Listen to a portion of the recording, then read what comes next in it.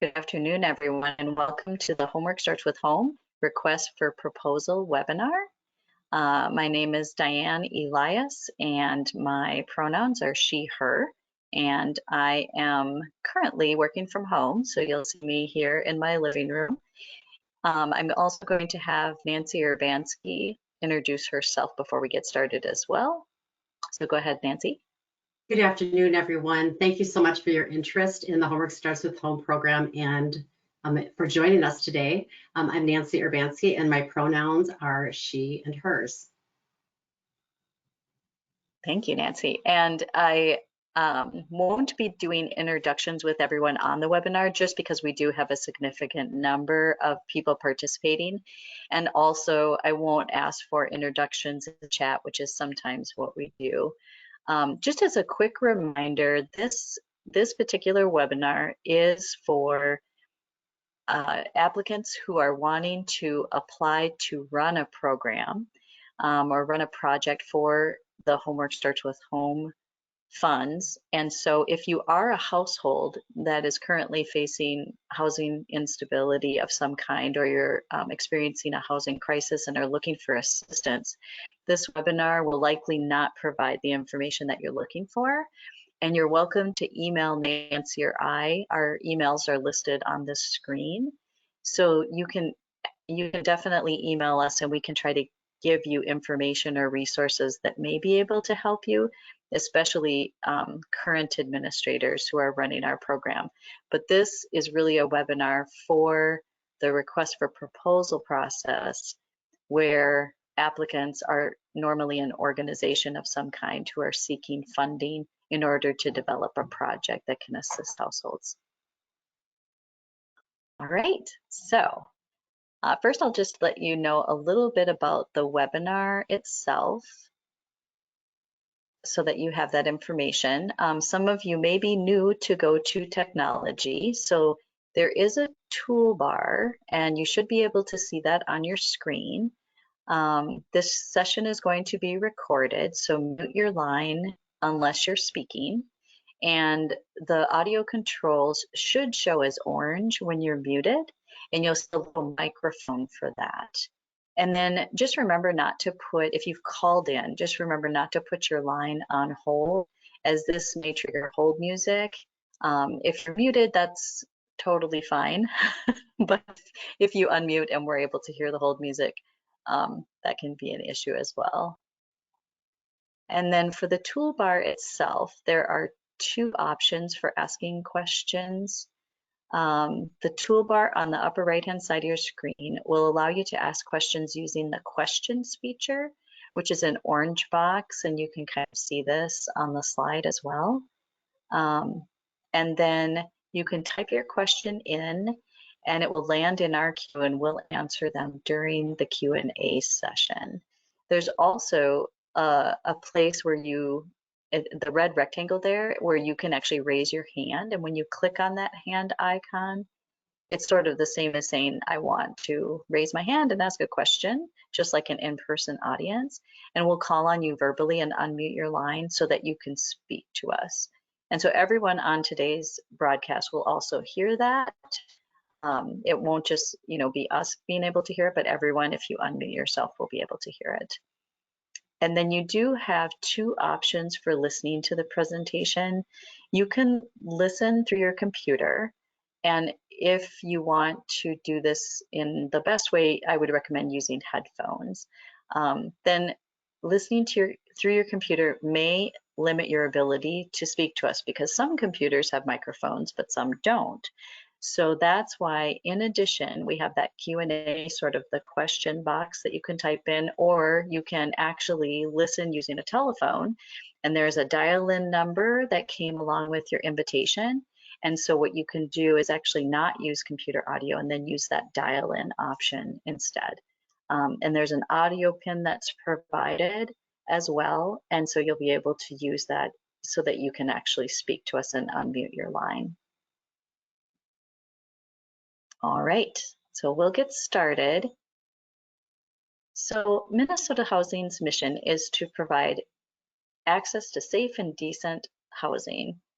and that is affordable and to build stronger communities across the state by offering products and services to help Minnesotans buy and fix up their homes and stabilize neighborhoods, communities, and families. Minnesota Housing also supports the development and preservation of affordable rental housing through both financing and long-term asset management of projects and developments. And the agency has also pioneered a successful model for supportive housing that helps stabilize the lives of some of the state's most vulnerable citizens. So on our agenda today, we have Homework Starts with Home as an overview, which will give you general information about the program, as well as who the eligible applicants for the funds are, and then who the eligible recipients, which would be the households that might receive assistance, are, and some other information that will be helpful to you. And then we'll review the application itself and the timeline and how that will work. And then we'll get into the scoring of the application, followed by the end where we'll have time for questions. And so feel free to type questions into the chat at any time. We'll be addressing those at the end of this presentation. All right, so Homework Starts with Home overview. The purpose of the funding is really to assist homeless students and their families. Currently, we have about 3.5 million available for Homework Starts with Home. It's not enough at this point to operate a statewide model. So what we do have is several communities across the state that are operating programs. The data from last October 2021, which is collected by local schools, shows that more than 7,000 households were experiencing homelessness. It's actually been higher in the past, a little bit higher than it is now. We're seeing a little bit of a lower number, and that's likely due to the pandemic, which disrupted some of the normal processes of being able to, collect data and information about people and their circumstances.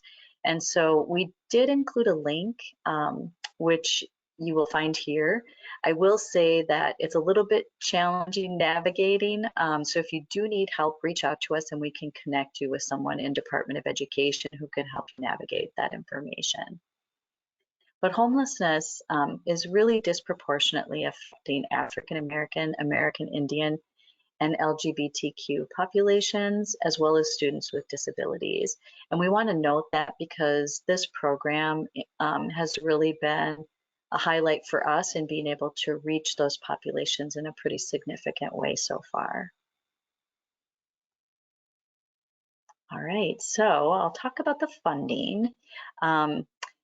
So the most complicated thing about Homework Starts with Home is that it's a blend of two different funding sources that people are utilizing as a regular program outside of Homework Starts with Home. One funding source is the Family Homeless Prevention and Assistance Program, also known as FHPAP, and the other funding source is Housing Trust Fund, also known as HTF, or Housing Trust Fund Rental Assistance. Because we can utilize two different resources, it does allow you a little bit more flexibility for your program so that you're able to provide services to households that you might not be able to do under Housing Trust Fund, or you might be able to utilize a longer term assistance because it's under a school stability program like Homework Starts with Home. And so there's some flexibilities that are built into being able to utilize both of these funding sources, but it does make it just a little tiny bit more complicated. And so you're not required to use both in your program. If you're more familiar with one type of fund versus the other, you could use one single source. We just want to let you know that you have the flexibility to have a budget that includes both. And then a separate grant agreement will be required for each of those, and that'll be after award. If you do put both funding sources in your budget, you would have two separate agreements. If you only put one funding source in your budget, you would have one agreement. The awards also cannot exceed the amount requested. This is going to be really important because right now the governor does have in his budget some additional funding for Homework Starts with Home. And while we still have to wait and see what happens with the legislative process related to that, it is possible that Homework Starts with Home could receive additional funding. One thing that may also happen with that additional funding is that the eligibility of the population being served could be expanded to include age 0 to, kind of pre-K age, which is usually 4 or 5 years old. And so if that happens, that would significantly change the scope of the program, and we would be likely issuing an additional request for proposal. So stay tuned. We don't know the results of that yet. All right. And so the next slide, something new for this Homework Starts with Home funding round is that applicants can apply for one of 2 grant terms. You can either apply for a 2-year term, which runs for 24 months, and it would end on September 30th, 2025, or you could apply for a 4-year term that would end on September 30th, 2027.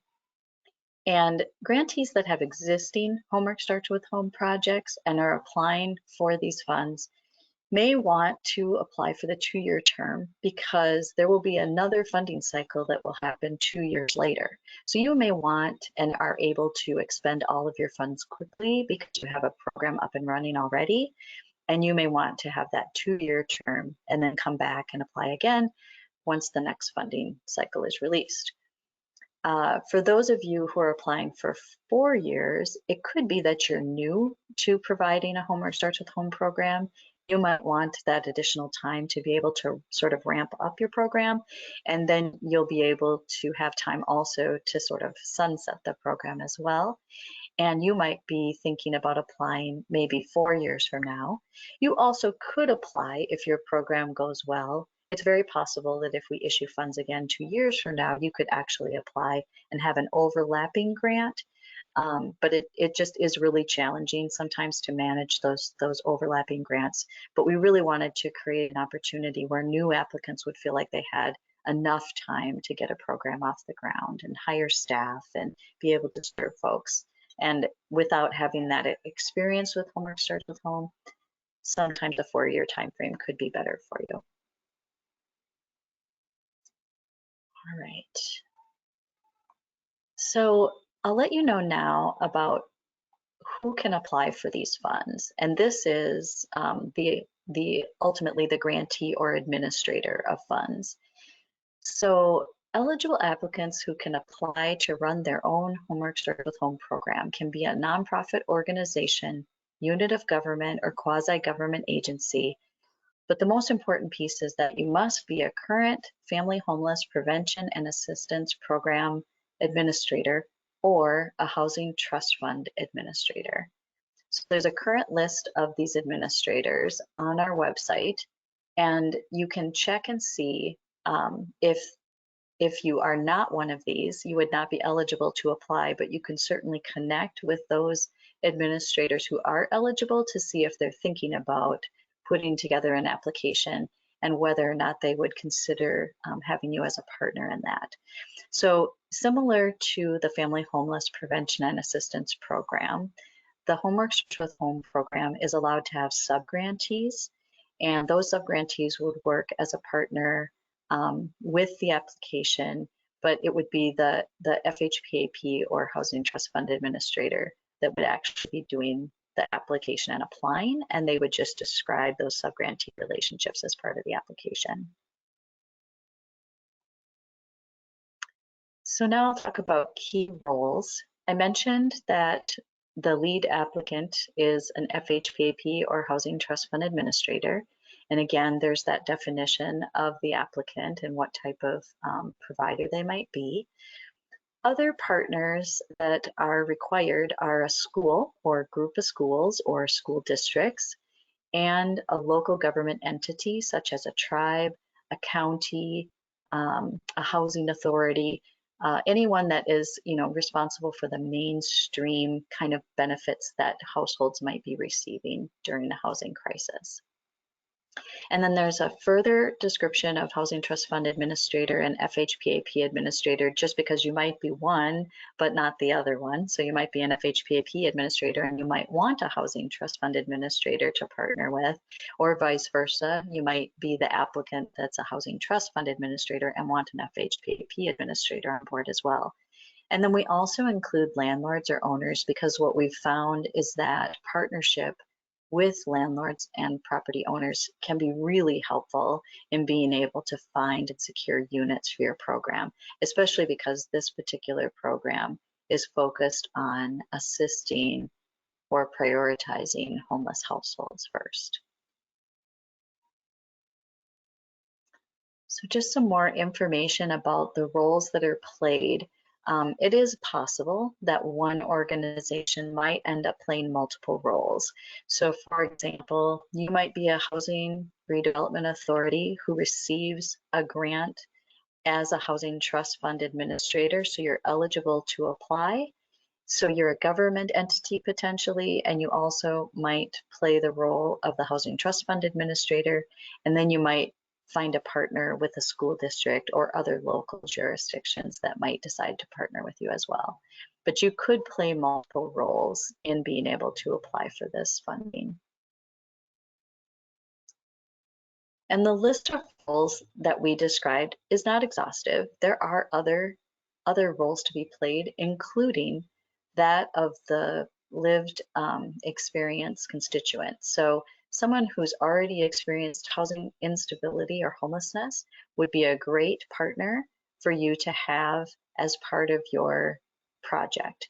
And so there's a lot of different ways that you could incorporate that expertise into your program, but just be thinking about how constituents might be able to play a role as part of this partnership.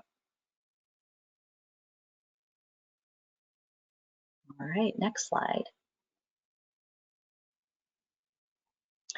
So Homework Starts with Home has 6 outcomes. And while I'm not going to get into them in great detail, just note that they really reflect the work of the Minnesota Interagency Council on Homelessness, who wants to see that homelessness is rare, brief, and non-recurring, and also that we prevent it to the greatest extent possible. And so we're looking at things like, what's the stability of the household as they exit? Did they get into housing, or did they exit without housing? And then we really, in our next slide, kind of focus also on some other aspects. One is equity. We really want to know, are the households who are being served having the same opportunity to sort of achieve stable housing at exit as all other households in the program, and specifically those populations that I talked about earlier, who are disparately impacted by homelessness. And then we also look at improving school attendance and academic achievement as one of the potential outcomes for this program as well. I will now turn it over to Nancy Urbanski, who will describe the eligible recipients and then also the types of expenses you can utilize. Thanks, Diane. The population that we try to reach with this program include families with children who are pre-K through 12th grade or unaccompanied youth. As we'll demonstrate later, there are some additional criteria depending on which funding source you are applying for in this program. I will get into that in a little bit. The definitions of homelessness are highlighted on this slide, and the focus of this program has traditionally been to prioritize the resources for homeless households. However, this program can also be used to assist those households that are at risk of homelessness. So coordination with other funding resources such as HUD funds, local and state resources such as OEO funds should be factored into your process when determining which households you plan on serving in this program. Next slide. There are only a few FHPAP criteria for eligible recipients, and this is intentional because we want this program to be low barrier for households. Households must have an income at or below 200% of federal poverty guidelines. They must be a Minnesota resident or otherwise approved by Minnesota Housing, and they must be experiencing a housing crisis and demonstrate that they're homeless or at risk of homelessness. And in addition, they need to demonstrate that they're in need of assistance, meaning that they don't have the means to resolve the crisis on their own. And when you're verifying the latter, it's not an extensive or exhaustive process. We're not concerned with the reason they need the assistance, nor are we in judgment of that, but it would just be some documentation in the file that would verify they don't have the means to resolve the crisis. Next slide, please.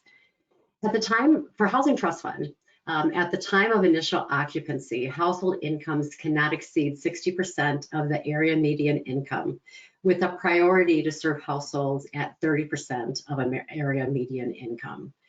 Households that are not assessed using the prevention assessment tool, also known as the Minnesota Homelessness Prevention Assessment Tool, need to go through coordinated entry to get assessed. And so we recommend that you connect with your local COC and coordinated entry to explain the intent of your proposed project, including the intended population you intend to serve.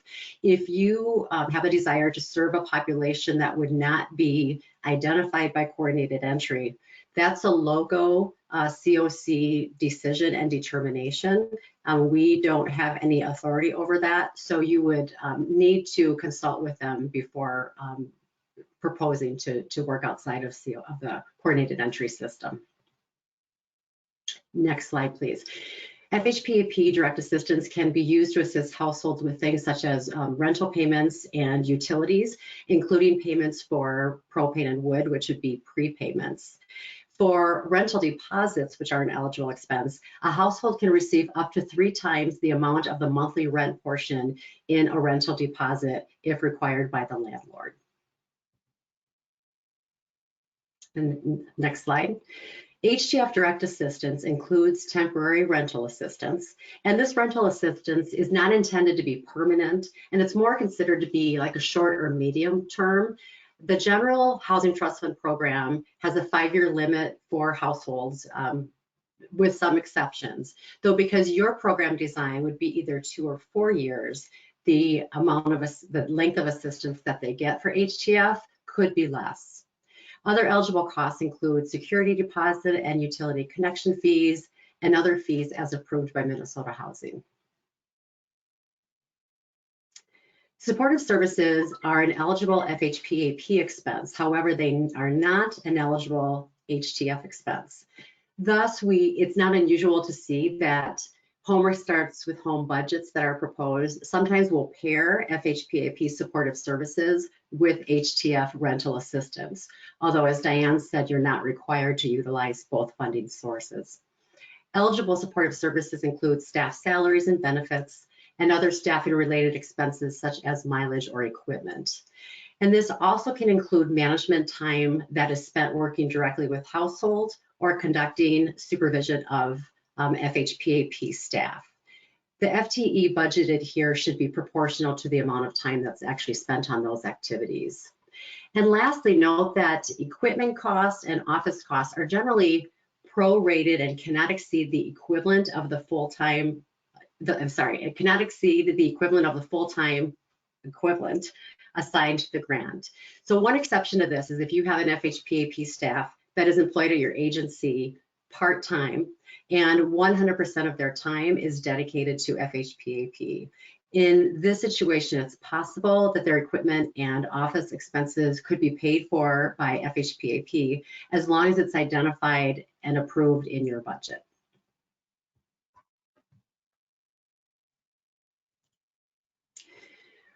For administration with FHPAP, you can request up to 10% of the total FHPAP budget for direct administration expenses, including things such as salaries and benefits of administrative staff, and stipends to pay persons with lived experience who are involved in your program design, evaluation, and implementation of your project. The Housing Trust Fund has a current administrative fee with the minimum being $68 per household per month of rental assistance. You'll note in the budget template that we indicate that the limit is $68. So it's important to note that The HTF program guide is in the process of being updated, and Darren, the HTF manager, is taking this guide to seek board approval to our board in February, and it's the last Thursday of the month in February. They are proposing an increase to the administrative fee. So there could be an update relating to that. And so even though you're seeing $68 in that budget, stay tuned. If that guide is updated and put on our webpage, on the HTF webpage, we will notify you so that you can go in and check to see if there's an update in the administrative fee. And if there is, just disregard the $68 that's listed there, and you can increase what you're asking for the administrative fee. And I'll now review the application and timeline. So there's 6 components to the Homework Starts with Home application that must be completed and uploaded to be considered for the award. And so I will go through each one of these in more detail. On the day that we receive the applications, after the deadline, we begin what we call the threshold review. And staff must review all of the applications for the required documents and to ensure that they're submitted in their entirety before we're able to read the applications in full or distribute them to reviewers to score. So we ask that you highlight these bullets, because if you don't submit or complete one of these documents, it's possible your application could be rejected before it's even reviewed. Submit the 6 application components on or before Wednesday, March 29th by 4:30 p.m. Central Time using our secure upload tool. And this can be found on our website under Partner Login. And you can also find the tool on the RFP instructions, as well as the multifamily upload tool instructions. So there's 2 places that you can find that link. When you go into the secure upload tool, you'll eventually end up on this screen, and I believe this is the second screen in the process. So please note that the recipient email that you'll enter is the one that you see on this screen. It's not your own email or your organization's email. This has caused confusion for some folks in the past, and especially if you're, uploading your application documents as you're getting closer to the deadline, it can result in kind of going into a panic if it's not working. So just make sure you utilize this email address. And when you look into the secure upload tool instructions, it will also give you a list of potential email addresses, and this one is included among them. So make sure you utilize this email address. Make sure you answer every question in the 4 sections on the application. And Diane is going to be reviewing each section in more detail when we start to talk about scoring. Secondly, please make sure that the application signature page is signed and uploaded. And it does need to be signed, otherwise it will be rejected.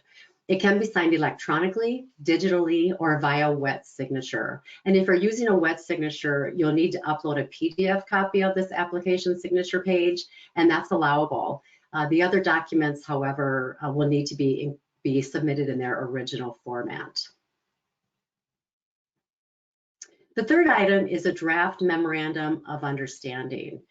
So we're asking that you submit an unsigned version. We don't want you to have to put in all of the effort to have your potential partners sign this document. And that's the reason for that is if you are selected for funding, the likelihood is high that we would work with you and require some changes in this document. And so just wants you to save some time that's unnecessary for you to put in. On this memorandum of understanding, you must identify an HTF administrator or an FHPAP administrator, partnering at least one partnering school, and a participating local government entity, as well as any FHPAP subgrantees if applicable. The MOU should also describe a regular meeting structure that will be scheduled between the collaborative partners, identification of your governance structure, monitoring and oversight, and the entity responsible for reporting, such as the expenditures, the household served, and annual narrative reports. You'll also need to submit and include a completed budget which Meredith is going to pull up one of these two now. And so as Diane said, when you're thinking about the length of your grant term, whether it's 2 or 4 years, I just want to share, she gave a great explanation, but I just want to share what we learned from our existing and our previous providers. And so we did learn that as a new project, it takes time to ramp up, to identify, engage, and identify housing for households. It also can take time to hire new staff. And so that's a factor that you'll want to take into effect.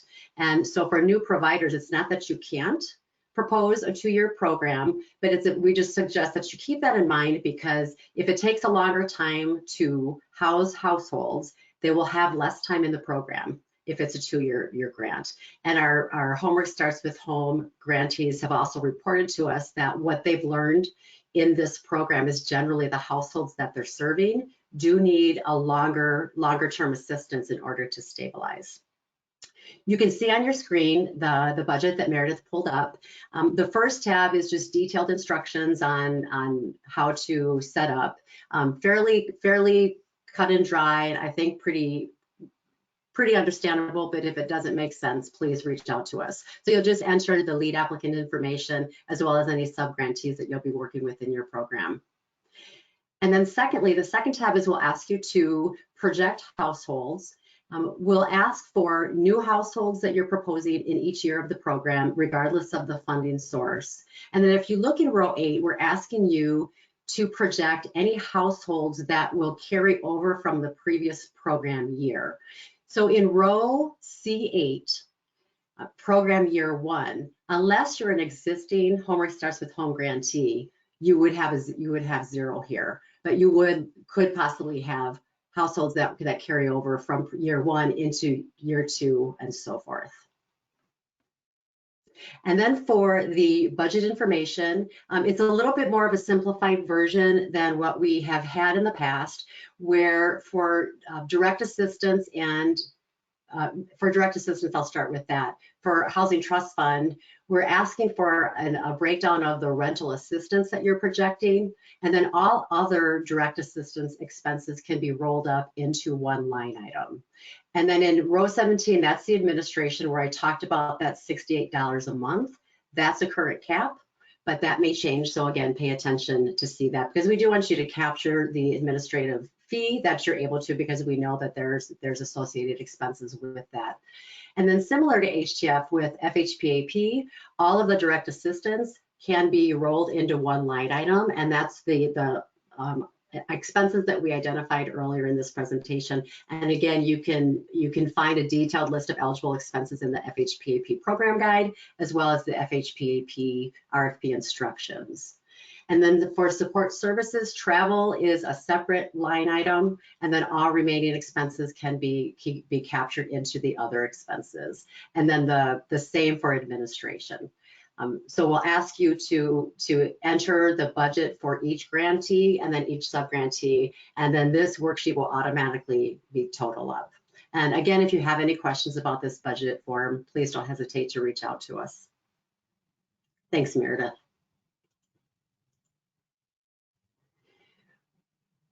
And next slide, please. I see that there's some FHPAP attendees that were also on our FHPAP webinar earlier this morning. So we're going to be issuing a change in our guidance thanks to a question that we received earlier on. So please listen to this guidance if you were on our earlier call today, and we will be providing clarification on the FHPAP FAQs. So most of you will be applying for $100,000 or more. So this will apply to you. You'll need to submit the affirmative action form and determine if you're subject to the Minnesota Human Rights Act. So completing this form is important. However, if you are an organization that's exempt from submitting an affirmative action plan to the state, which is identified in the statute, then you may submit a letter stating why you believe you're exempt in lieu of submitting the affirmative action form. In addition to the affirmative action form, you may also need to submit a documentation of compliance if the box that you check on that form indicates that you need to do so. And the last item is the financial statement. If you're a non-governmental entity and applying, you'll need to provide us with your financial statement. And the type of statement that you submit to us is contingent on the size of your agency budget. So it's not the amount that you're applying for, but rather the amount that you're of gross revenue that your agency receives in a given year. If you're a governmental entity, including tribal nations, you do not need to submit a financial document. And so therefore, you would have 5 rather than 6 items to submit to us. The RFP instructions are included in the timeline, but we want to provide it here as well. So applications and any supporting documentation will need to be submitted to us by 4:30 p.m. Central Time on Wednesday, March 29th. And we strongly recommend that you don't wait until later in the afternoon on the 29th to submit your documents. There have been situations where people have run into glitches, like as an example with the recipient email address that I identified earlier. If the instruction's not clear, something like that can happen where the wrong email address is being entered and you're not able to submit your documents, especially if we're not able to respond timely, by the deadline. So whenever possible, please submit your documentation earlier. You don't have to wait until the 29th to do so. We'll then be reviewing and scoring applications, and we'll be using both state as well as community reviewers from all over the state. And after that time, we'll be taking recommendations to Minnesota Housing's board on June 22nd. And you'll receive notification of our decision by early the following week. If awarded funds, will then enter into the due diligence phase, and agencies will be expected to submit back to us certain materials, including a work plan, a revised budget, and an unsigned MOU and other documents. Again, we say unsigned because likely that's just the starting point. We may be negotiating back and forth, and so you won't want to get that document signed until it's been approved by Minnesota Housing. And lastly, in prior bienniums, we were given leeway on the execution of grant contract agreements, meaning that they could be executed after the date of the contract start date and still be retroactive. And we no longer have the leeway to do this, which means that all required due diligence items must be submitted to and approved by Minnesota Housing for us to execute the agreement and for you to begin your activities by October 1st. The due date for the first set of due diligence items is Thursday, August 31st, and then we will have some back and forth likely, and that will give us ample time to approve your documents and hopefully have the contract executed by October 1st. If the due diligence items are late, again, it means that your contract agreement will not be retroactive. And that's enough of me talking. I'm now going to pass this back to Diane Elias, who's going to talk about the scoring. Thanks, Nancy. All right, so talking about scoring. The application is worth 100 possible points, and the equity and capacity sections are worth 30 points each. So those are sort of the largest point sections. Project design's worth 25, and the budget is worth 15, and the budget includes the budget narrative questions in the application as well as the budget itself. So for project design, that's worth 25 points. And in this particular section, we're really looking for you to tell us what is needed in your community in order to help families with school-age children and or youth, unaccompanied youth, or youth with children who are eligible for this program to be able to succeed with finding housing or staying in stable housing, and also be able to increase their attendance and academic achievement. And so some of the data sources that you might use for this would be homeless student numbers through the state of Minnesota's Department of Education website. You can also contact your local schools directly to see if they're tracking information, and also if they have any other data sources that might be helpful to you. You can look at Wilder Foundation's homeless survey, which is conducted usually every 3 years, although the pandemic slowed it down, so I don't think they conducted every 3 years exactly recently, but really close. And that'll give you some information. You can also look at the Homeless Management Information System website.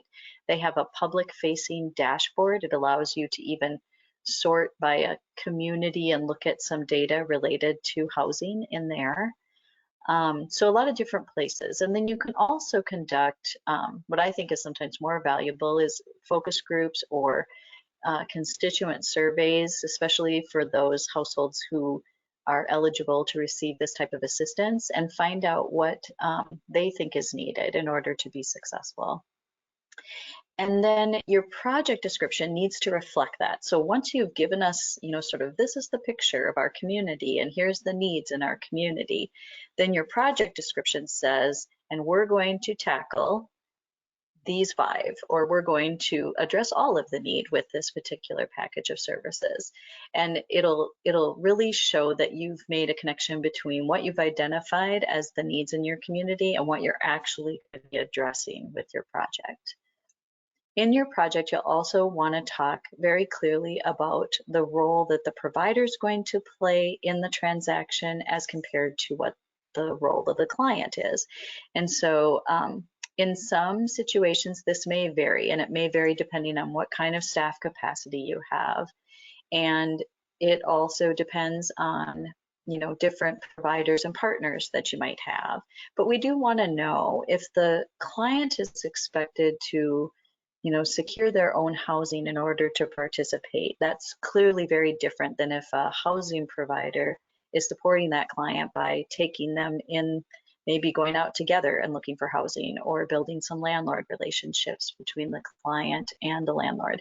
So we really want like a good description of how the client will be involved in the process and how the provider will be involved in the process.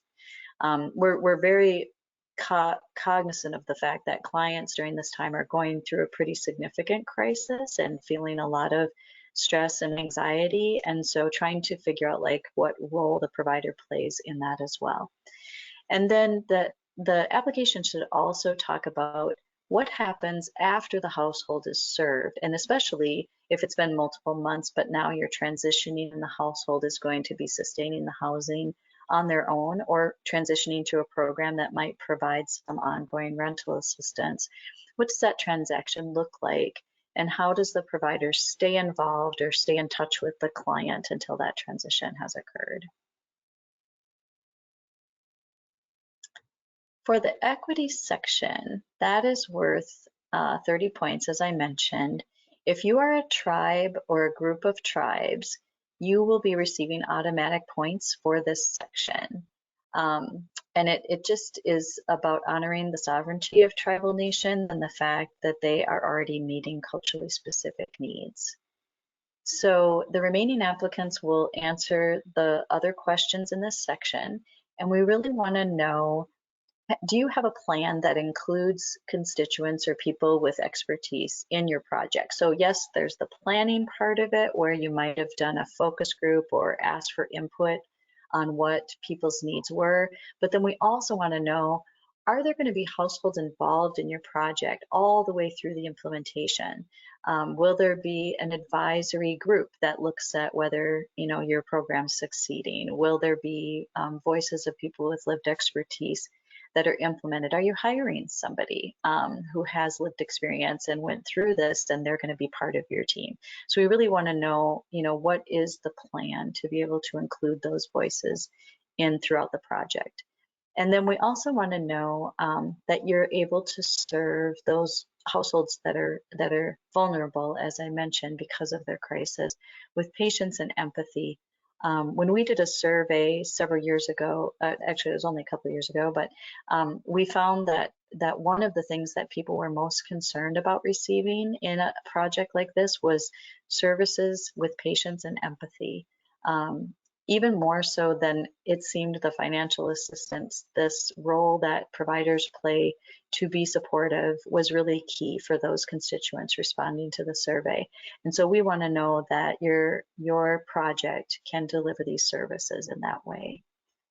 And then we also want to see that the applicant and its partners reflect the households that are projected to be served. Just as an example, the current Homework Starts with Home program, it really does reach a pretty targeted population.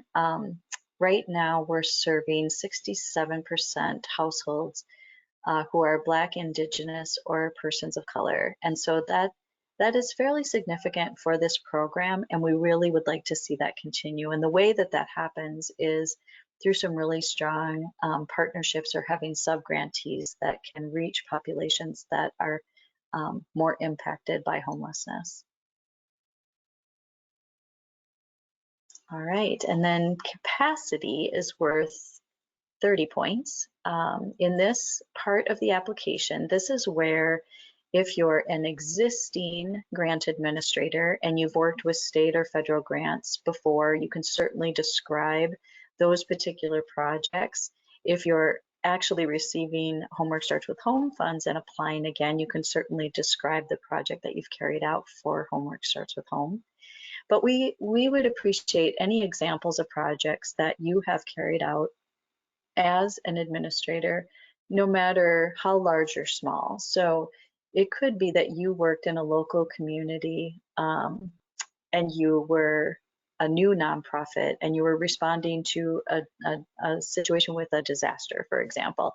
And maybe the funding that you secured was something not as substantial as a state grant or federal grant, but you have like the ability to show that you were able to utilize those funds and track them and be able to respond in a quick way. You know, anything that you can do to tell the story of how your program has been able to meet the needs of households, especially those that are facing housing instability, would be really helpful. We also want to know that you have some way to be responsive to different languages that might be necessary in your community.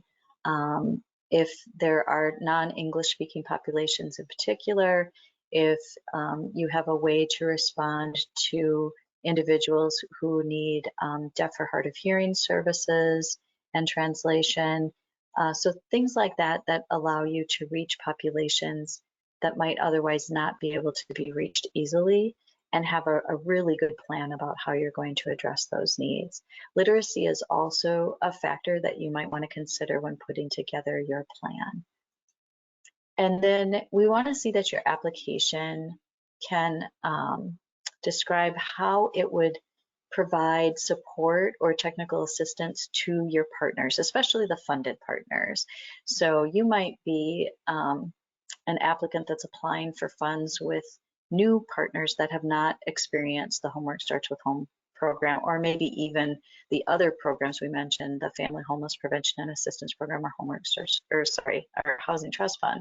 And if they don't have that experience with working with those programs, you want to make sure that you have a plan in place to be able to support them, to learn about how it works, and then also support them for any issues that might emerge. And then we just want to know about the collaborative roles that will be played, and that goes down to that memorandum of understanding. When you create that, we don't have a template, so you're not going to be able to find on our website a form to fill out for the memorandum of understanding, but we do sort of list out what the individual items are that need to be included in that memorandum. So a lot of people just copy and paste that out of our instructions and then start to write the narrative underneath those almost as if they were questions, and make sure they include that. It won't be something that gets signed prior to submission. That's something that will need to be signed by all the partners before you actually receive the contract from us, but you don't need it all signed ahead of time. And we did that because it can be really burdensome to have to try to catch all of those signatures, especially from places like school boards or county boards, which meet maybe only once a month, and that way you can get that draft memorandum to us. But certainly while you're creating that memorandum of understanding, you'll want to be meeting with those partners and making sure that you're designing a program that's going to work for everyone in your community. All right, so scoring for the budget is worth 15 points.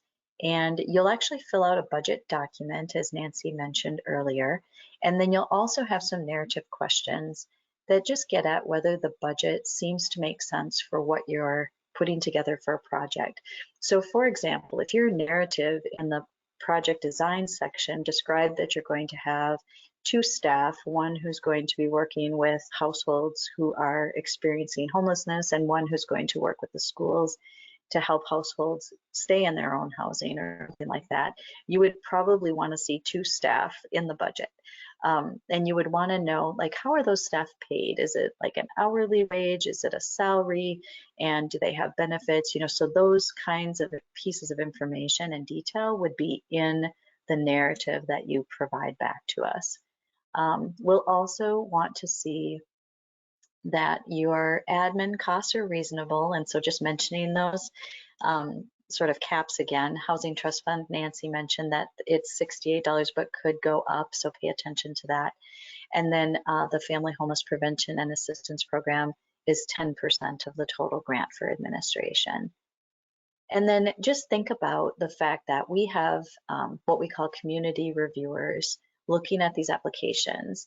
They're often people with some kind of housing expertise. Maybe they're a housing provider staff, or they're a landlord, or someone in the community that's familiar with housing programs, but they may not know about your program. And so the more that you can write out this application as if you're writing to your neighbor, I think the better it's received, because they're new to these budget sections also. They're new to trying to understand whether the budget is reasonable. And so with you being able to lay out the math of how you determine how much money you're going to need, like, here's the average rent that we've been paying in the community, so we think we're going to serve 10 households for this amount of time, and that's how we calculated how much rent we're going to need. Those pieces will be just really important for them to understand. And then the ability to demonstrate that you have the funds over a period of time is also going to be really helpful. So let us know, like, how you're going to manage to have the grant over the period of time you select. If it's a 2-year grant, what does that look like? Year 1, year 2, and if it's a 4-year grant, maybe you let us know what that looks like year 1, 2, 3, 4. Like, is it a lot of expenses in the middle and maybe less in the beginning because you're just getting ramped up to higher? And then also on the back end, how are you transitioning people off of the program if needed, because the funds are going to end at the end? All right, and so then application submission. Once you're done with the application and the other documents that Nancy described, you'll be using our multi-family secure upload tool, and everything must be submitted in the original format except for that signature page, which can be submitted as a PDF, as Nancy mentioned also. And you're going to go into this website, it's a link to a website where you'll then submit all of your materials. And there's instructions there, and hopefully with pictures that you'll be able to follow. But I just want to, again, re-emphasize what Nancy was saying.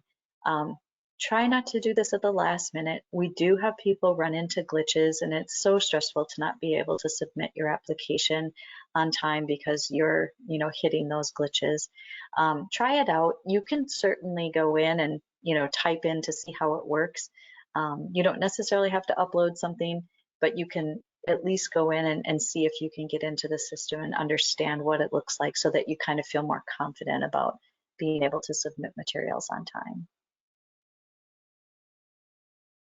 All right, so now we're going to move into our question and answer session. As I mentioned, you can raise your hand with the raise your hand feature. You can also ask questions in the questions box. And so I know that there's questions here already. Diana, I've got the chat open. If you'd like, I can read them and you can answer. Oh, sure. All that right. Sounds great. The first one is from a gentleman from Carver, or from Scott County. So they currently have a FHPAP collaborative program with Carver County. And since Carver is technically the administrator, does that exempt Scott County's eligibility to pursue the administrator role for this program? Conceivably, sorry, tech issues here. Conceivably, we could partner with our HTF administrator, if so. That's a great question. And so, yes, Scott would be eligible to be an FHPAP grant administrator. In the metro community in particular, counties are the only entity eligible to apply as an FHPAP administrator. So it is possible that Scott could apply as an administrator for FHPAP funds. Another question. So in the RFP instructions, it was written that the next RFP will be in 2026. But on today's call, you said 2025. Therefore, should current grantees that have a contract that ends in 2024 consider applying now in order to not have a gap in funds? So my guess, and I have to go back and look, but my guess is it probably said fiscal year 2026, which actually starts in 2025, right? So that's the part that I think gets a little bit confusing when we write out some of our grant materials, is that fiscal years begin at a different point. And so I'm guessing that's what that means. Like we have right now, this RFP runs from October 1st, 2023 through September 30th, 2025, but it represents fiscal years 24 and 25. And that's Minnesota's state fiscal years. So I'm assuming that's what it means by 2026. So the next grant would, after this one, would begin October 1st, 2025, and it would represent state fiscal years 2026 and 2027. How's that? Great answer, Diane. I don't see any hands raised, but I'm monitoring that. And if anybody would I see there is one now. So we'll do one more question in the chat, and then Jamie, I will have you unraise your hand. So the next question is, it says the tribes are eligible to apply, but the only administrator is the tribal collaborative. What if a tribe wants to submit a standalone application? Yes, so tribes are eligible for being FHPAP administrators. And so a tribe could be alone, a tribe alone could apply for funds for the FHPAP type funds. It's a little bit more, if you're applying for housing trust funds and you're not a current housing trust fund administrator, then we probably would have to talk about that internally. And so get a hold of us, like email Nancy or I, and we'll connect up with ourselves and with Darren, who is the program manager for Housing Trust Fund. Okay, we'll go to a couple of hands that are raised in the chat. We'll start with you, Samuel. You are self-muted. So if you click that microphone on your screen, you can go ahead and ask your question. There you go. Well, thanks so much again, Diana, to see you again on a different platform. I've got two questions here. Actually, let me just ask the first one. Basically, we are a small organization. We are based here on the northern suburb. That's on the Brooklyn side, Brooklyn Park. We have about like 5 employees. So our question is, how are we going to navigate, or is it possible just to apply for this grant just as a standalone, or do we need to partner with another administrator? That's a great question. So if you're not a current housing trust fund administrator, and if you're in the metro area, then you wouldn't be eligible to be an FHPAP administrator, then it would make the most sense to secure a partnership with either Hennepin County or a housing trust fund administrator. The good news is there's quite a few housing trust fund administrators in the metropolitan area that could act as sort of the lead applicant, and your organization could be a funded partner utilizing the housing trust fund, housing trust fund administrator as the applicant. So that's a possibility. I would connect with us, and we can share that list of administrators if you haven't found it on our website. And then it's very possible too that if Darren Kadat is on, you could talk about facilitating a meeting, for example, with someone who's interested with a housing trust fund administrator. One more question again. So I think you mentioned again and I like when you said we have to connect with an administrator, and you gave an example like Hennepin County. Now, when we go through the process of connecting and we determine that we are going to work with the Hennepin County, can we now go back and build our partnership and say we want to work with also school districts, or maybe partner with our apartments, our local apartments, our landlords in our community, because there's so many of them and there's a great need of this service in our community. Is that going to be the way I start from the administration first, the administrator connected with the administrator, then we agree, then from there on I can go and look for collaboration, or how does it go about? Yeah, that's a great question. That's kind of exactly what happens. If you find that there's an applicant who's eligible, such as Hennepin County, and you make that connection, they will probably be looking to you to help identify, which school district where they could have a really strong partnership and like a supportive community to be able to deliver those services. And so that's what you would then both be building together, just as you mentioned, reaching out to maybe landlords or apartment owners that you know, as well as school personnel, and then asking them if they would participate together. And so those partners don't necessarily need to receive any funding from the program. They could just be partners on paper.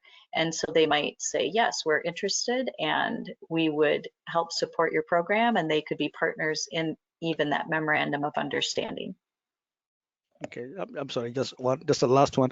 But for those partners, even for me to mention them, do I need to establish an MOU draft? Good question. So no, especially when meeting with Hennepin County, obviously any connections that you have are always really helpful. And you can talk with them about the project. They may or may not choose to participate, so that's going to be up to Hennepin County on how they want to apply, or if they want to apply to Homework Starts with Home. But once you connect with Hennepin County and have that conversation, then you can determine what steps to do next. The memorandum of understanding is a draft form that does need to be submitted with the application, and there's the presumption that you've had conversations with those partners if they're listed on there and they're going to play a role, but it does not need to be signed in order to submit the application yet. It can be signed later if you receive an award. Okay, but the cities, they are not administrators here. For example, like the city of Brooklyn Park or the city of Brooklyn Center or the city of Osceola, are they listed as administrators here, housing administrators? Yeah, that's a good question. So probably not.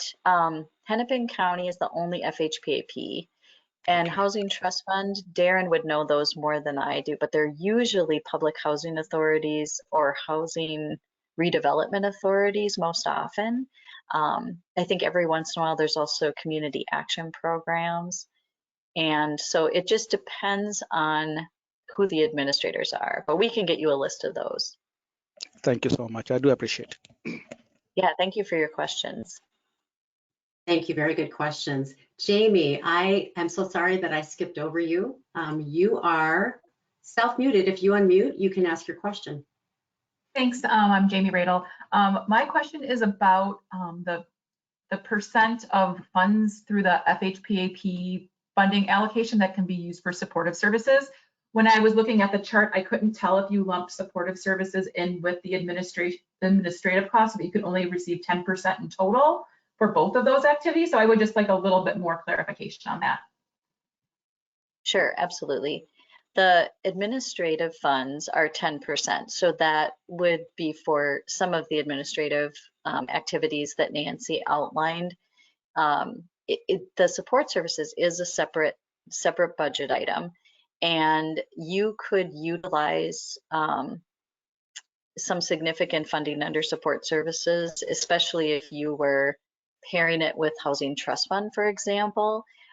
So it's possible, in the real FHPAP program, there's a 50% cap, but in the Homework Starts with Home program, that's a little bit more flexible because you might be pairing your FHPAP funds with direct assistance using Housing Trust Funds.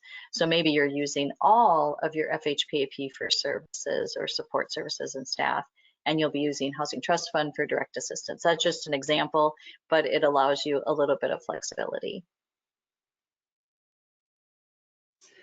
We'll now move to the chat. Here's a question for you, Diane. Can you please review how an HTF administrator can be compensated under Homework Starts with Home? Are they eligible for the administrative fee as well, in addition to the $68 per household per month? In 7.1 of the HTF program guide, the maximum percentage for 26 to 50 households is 9.1% of the total award, and maximum monthly is listed at 68. Yes, and so the program guide information for Housing Trust Fund, that is the eligible amount for that fund, and it does apply with Homework Starts with Home as well. And so it's basically about $68 a month as the maximum.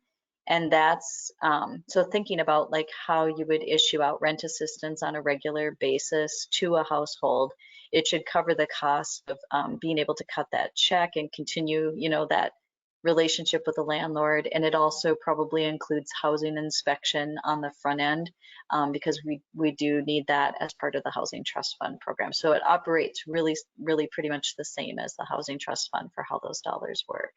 If you had, in addition to that, the FHPAP funds, then you would receive up to 10% of whatever that FHPAP portion was for administration. And as Nancy mentioned, we hope that amount will go up, but we're not certain yet. Another question in the chat. Oh, sorry, Diane. Another question. If not all grant requests can be funded with $3.5 million, and later more funds are allocated to Homework Starts with Home, is it possible that applicants who were denied could then be offered funding? Yes, it is possible, but we do not know yet what the situation will look like if we receive additional funds. So as I mentioned, there's the proposal that it would expand the population to be a younger population, starting with pregnant women all the way through age 4 or 5. If that's the case, this RFP does not cover that population, and so we would need to issue an additional RFP. It's also possible that we would do a combination where we would issue another RFP and also be able to utilize the existing RFP. Sherry Mullane, excuse me, you have your hand raised, and if you unmute yourself, you can ask your question. Hi, it's Sherry. I'm without trying to sound totally stupid, because this would be the first time. Tri-Valley is a grantee for FHPAP. I guess it's kind of throwing me now that RFP is due at the same time this one is due. So I just want to get clear that this is two separate RFPs, and so we wouldn't need to include that anything with the Homework Starts with Home with our original FHPAP grant, correct? Yes, and that's a great question, because those programs were issued at the same time, so the RFPs are issued at the same time. You are correct. They are two distinct programs, and so you would not have to include the Homework Starts with Home portion of funds if you're going to use FHPAP with your actual FHPAP application. And so that's a great question. I think that the reason why we issued them at the same time is so there could be coordination. You might be able to talk about in your application both of the programs or projects that you're designing, and how they'll complement each other, but they are truly like distinct. So your funding that you're applying for in the FHPAP request for proposal will be separate from whatever you apply for in this Homework Starts with Home proposal. Okay, thank you very much. Absolutely. All right, Omar, I think we may have answered your question because it's been asked, I believe, in a different way. However, if it hasn't been, please raise your hand. Otherwise, I'll make sure that we get back to you. I just want to make sure we're able to address all the questions with our limited time left. Can we apply for supportive services only if we want to leverage another funding source for direct assistance, such as local aid to counties? Yes. So if you were going to utilize local aid for counties, which is a direct allocation from the Department of Revenue to counties that looks a lot like Homework Starts with Home. So for those of you that are interested in this type of program model, just know that there are 87 counties that will potentially receive some assistance through the tax revenue department of the state. And that direct assistance, the counties determine how that's going to be expended and what kind of projects they want to do. But yes, if your county wanted to use those funds as the direct assistance and you wanted to apply for the Family Homeless Prevention and Assistance Funds as the support services for that program, that would be allowable.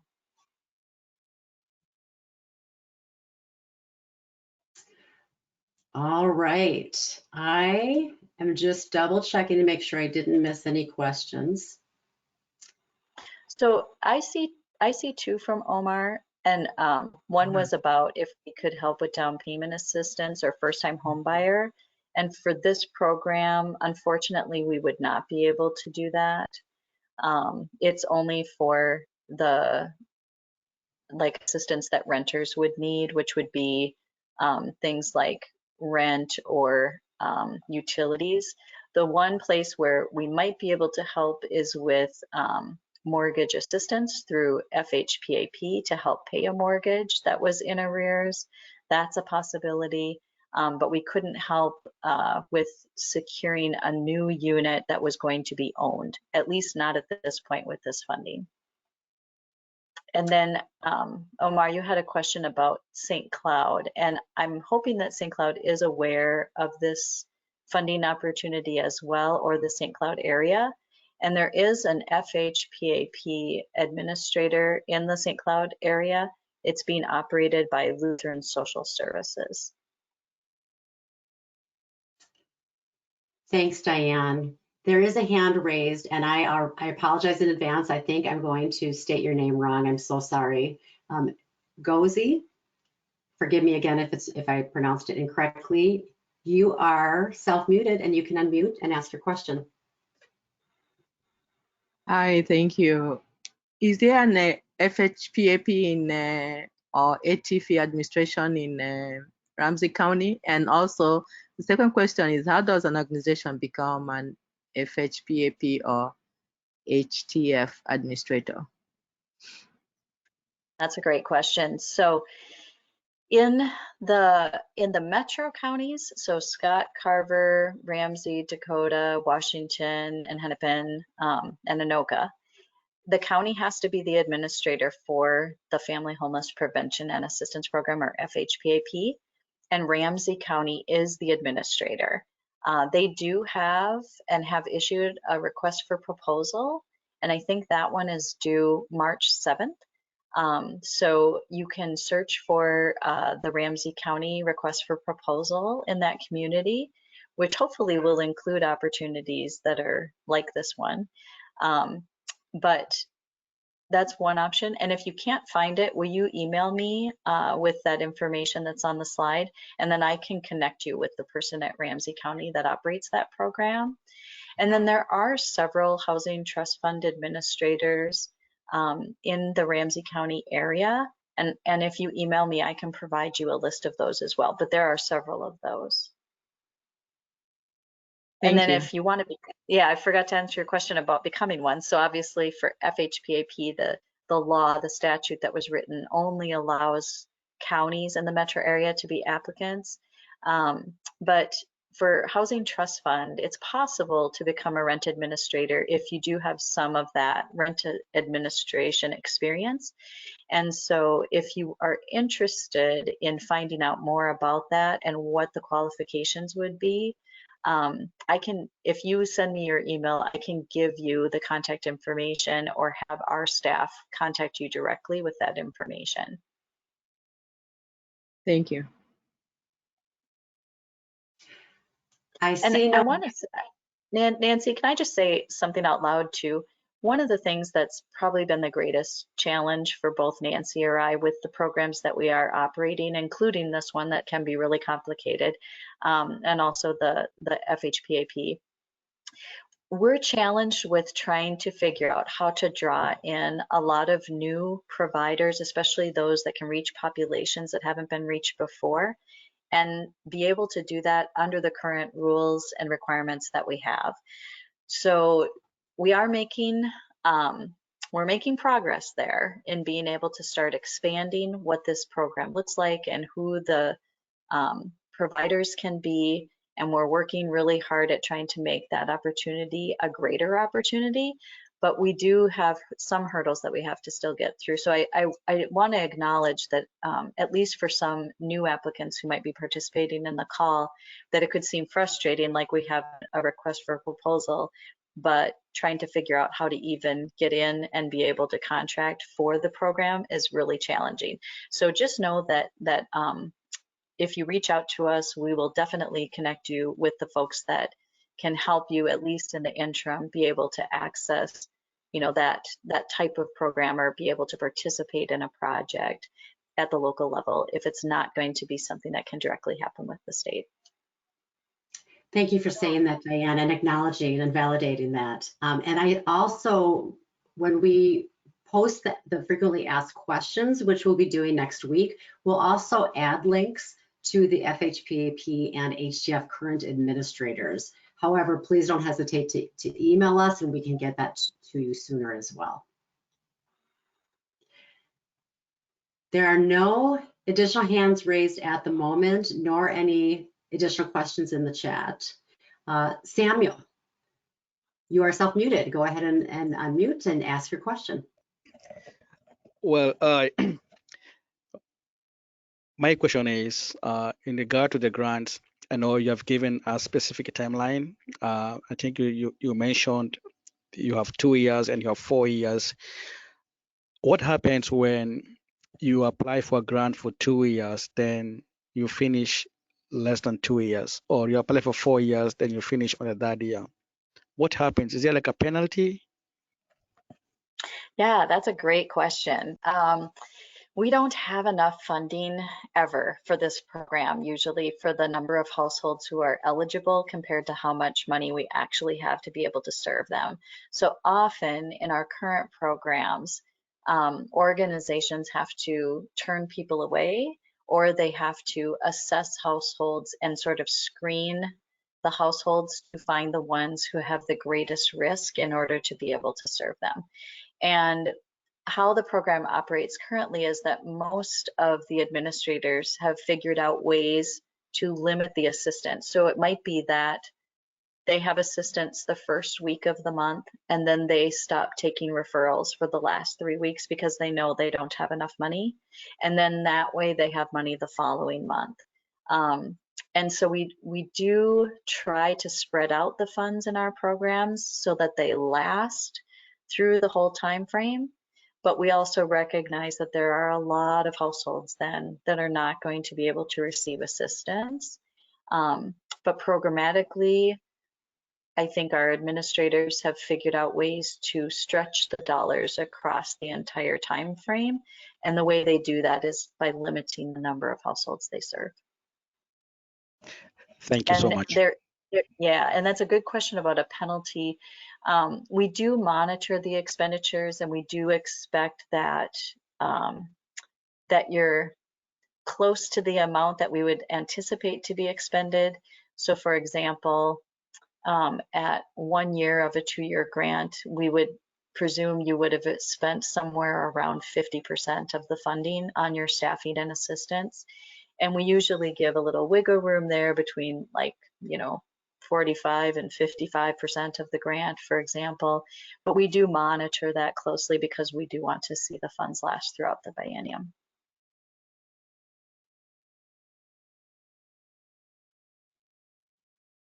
And I imagine our current administrators would agree, but we probably could spend it all in the first month. We just have a great need in Minnesota compared to the resources available currently. And so I think yeah, it's one of the biggest challenges faced by administrators is how to stretch those funds across time.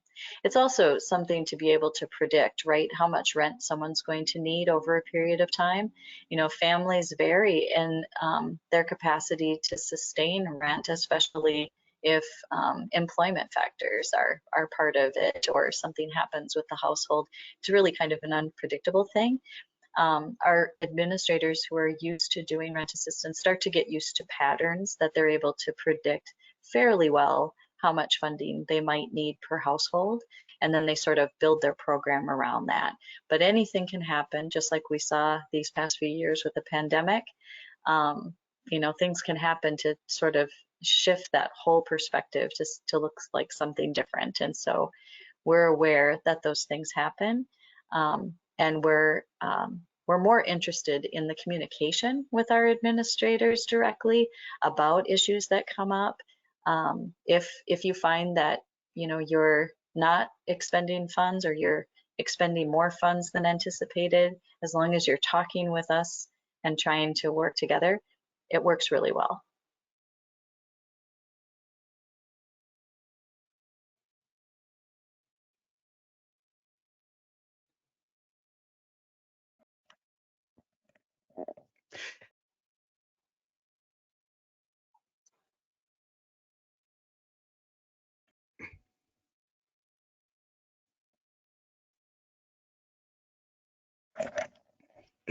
I think that if Okay. there's, oh, Yeah, did you have another question? Yep. Just one last question. So, one thing you talked about is, I know with so many, especially where I live, especially where we are, where we have our demographics, we have a lot of our members and demographics. They live in the apartments, yeah, and they struggle a lot.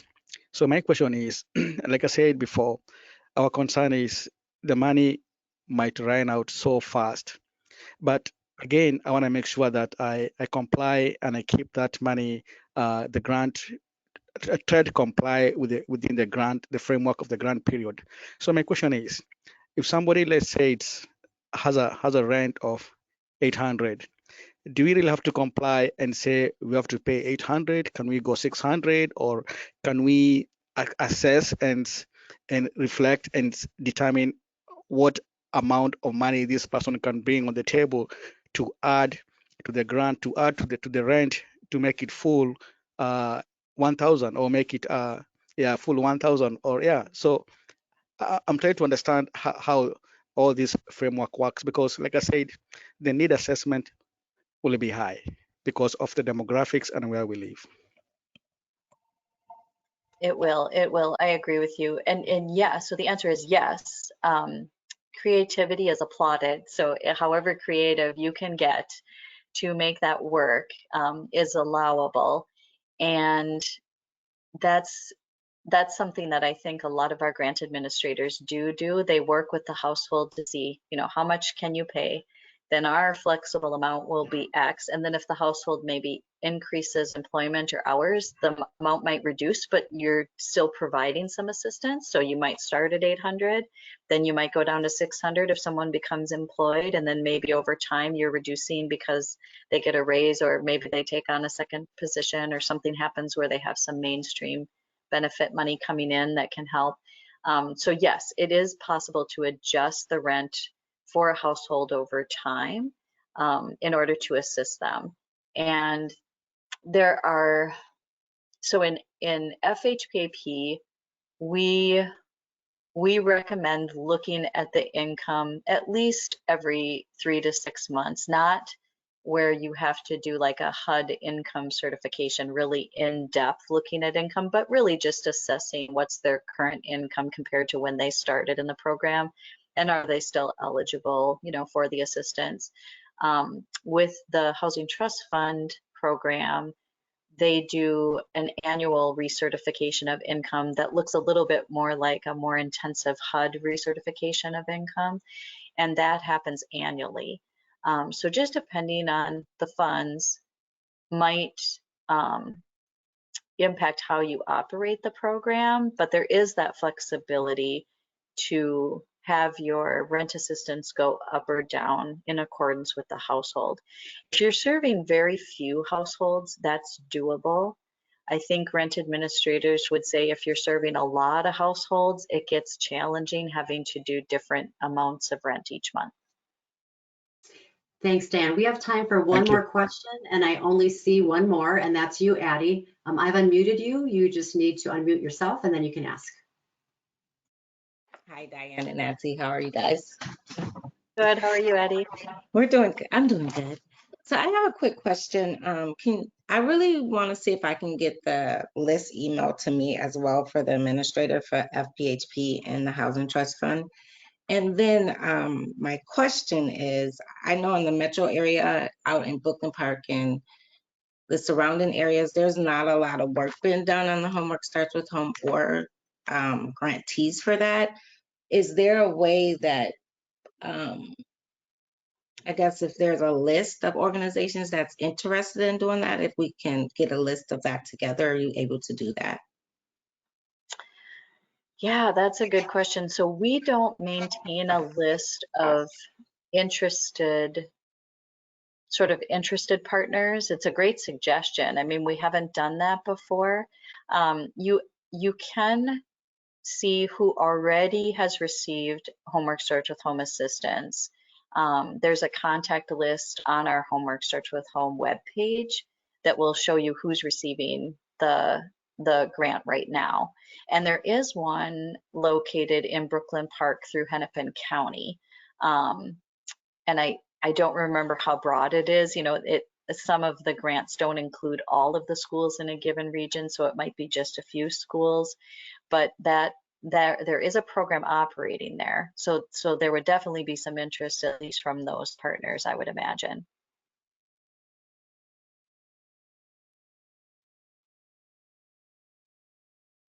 We are at 3 p.m. and as of now, we've been able to answer every question, excuse me. If you do have additional questions, please reach out to us. We will be updating our frequently asked questions and posting those on our website sometime next week. We'll also update them again a couple times during this open RFP period. I'll pass it to Diane, but I just want to say thank you all so much. Really great questions today. Just to really appreciate the thought that's going behind your intention as you consider submitting a proposal for a Homework Starts with Home program. We really appreciate you and thank you for attending. Thanks, everyone. Please reach out if you have any additional questions.